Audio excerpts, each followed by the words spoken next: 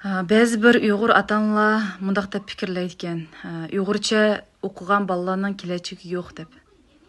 Яке болмысы ола кейін рус тілді қиынылды, яке болмысы қазақ тілді қиынылды, тіл үгінәмейді деп вайым қылды ке.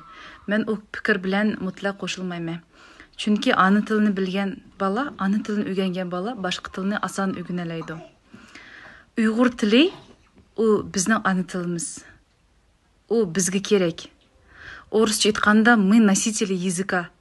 Ұйғырча айтқанда біз ұйғыр тілінің егісі. Һәм ұйғыр тіліні қадірләш о біздің қолымыздық іш. О башқаларға керек емес. Тіл болмаса милләт болмайды. Біздің Қазақстан вәтініміз бізге шындақ бір шарайт яратып беріп атыды ұйғырларға.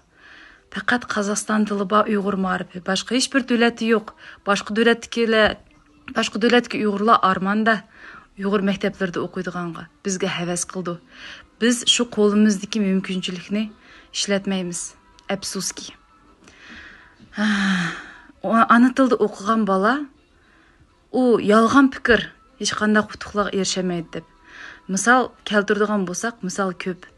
Қанчылыген оқымышлық балаларымыз ба, қанчылыген оқымышлық алымларымыз, академик, профессорларымыз, көплеген ұтықлақ ерішкен, оларның етішкен ұтықлары